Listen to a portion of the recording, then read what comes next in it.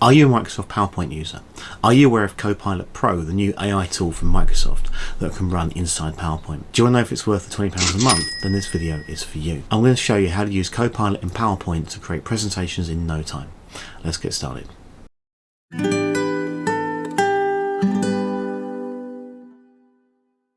Okay, I'm in PowerPoint. I'm using the personal version of Microsoft CoPilot Pro. That's the £19 a month. I think that's $20 US. I've signed up for a month initially, just give it a try and see how it goes. Once in PowerPoint, you'll see the CoPilot icon is up here on your toolbar. So if you want to use CoPilot, you just click on that. So I'm going to click on the CoPilot icon just there, and what it will do is open up my sidebar, and then in here are some things you can do: create a presentation, add a slide about. So there's some examples of things you can do, and then down here you can type in your prompt. If you don't want to type in the prompt, then you can click on the microphone and you can speak your prompt and CoPilot will listen to you. Now, it can be a bit overwhelming again, you're not quite sure which prompts to try. If you don't know the prompts that are available that CoPilot will do, then click on the View Prompts button just here. It'll open up with the three sort of categories of prompt that you can use: creating ones, editing ones, and asking it questions about your work. So if you want to know what create a presentation about, add a slide about, edit, add an image of, and ask, you can ask it questions about what it can do and to summarize content from your slides. Now, if that's not enough, you can click on the View Prompts here, then you can click on View More Prompts, and that'll open up CoPilot Lab. CoPilot Lab will give you a selection of different prompts you can choose from, and if you wish, you can click on the little bookmark icons here to save them for later, and you can see your saved prompts. If that's still not enough, then click on See All Prompts in CoPilot Lab. That'll open up your browser and take you to the CoPilot Lab online and show you a whole load more of prompts that you can use. And you can filter this for just PowerPoint prompts, or you can look at the other apps as well. So search for PowerPoint. These are the kind of prompts that you can use in PowerPoint. So I'm back in my presentation. I've got a blank presentation. I'm going to put in a simple prompt just to generate a PowerPoint presentation for me. So I'll click down the box here, create a presentation on the use of AI in education, give examples, etc. Click on the send button and that'll send it off for me. As I go through this presentation, I'm going to shorten all the steps, so I'll snip out some of the stuff where it's just waiting to do things. So these will always take a little bit longer than they show on the video. So I've got a very simple 4-slide presentation. I gave it a very simple prompt, but even with that presentation, I can then make a start with it. I can click on designer and I can generate different kind of slide ideas. If I don't like the content it's given me, I can play around with this a little bit and I can use some of the design ideas to change the slides. So I'll give it a more detailed prompt and see what that does. So I'm going to go into CoPilot again, and I'm going to give it a much more detailed prompt this time. You're an expert in teaching others about the power of AI, so I'm going to use it a bit more like I use ChatGPT. You're going to help me write a PowerPoint presentation.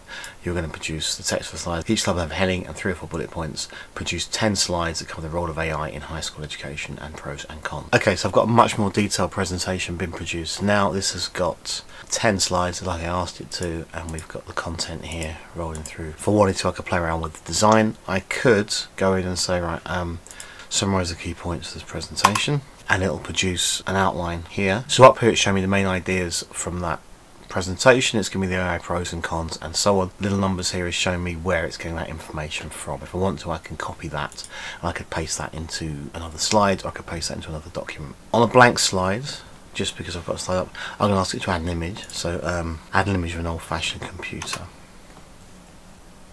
There we go. It's worth noting at this point, this is not generating these images, it's pulling it in from stock photographs. So although you have got access to CoPilot Pro on the web with Microsoft Designer, which will create images for you on the fly using DALL-E, this is actually pulling in just stock images. So it's not going to create an image from a detailed prompt, you're just going to get a suggested image in here. If you want images created for you, go to CoPilot and do it that way. This is still going to be using images from Microsoft stock library, the kind of things you get if you're going to insert an image. Just be aware of that. Okay, I'll switch to a different presentation in a minute. I'm going to ask it another question, so I'm going to put in a question here that says, give me some information on the economic impact of increasing STEM education in schools. There we go. Now, one thing to be aware of is not basing that on the information in the presentation, because it can't find that in there. So it's saying here, this response isn't based on the presentation. Please give me some information which I could use.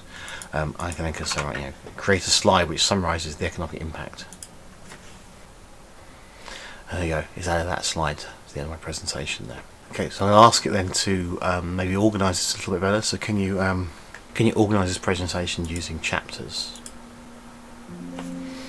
And if you look over on the side here now, it's put in a couple of chapters here, so organise the slides a little bit better, which helps if you are sort of dealing with a big presentation.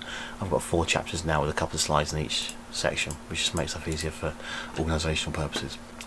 It's also added an agenda slide here, and it's added the benefits title here as well, so it's tightened it up a little bit and made it look a little bit nicer with section headings, which is quite good, chapter headings. I can ask it what are the key points and actions. It'll look at the presentation and tell me.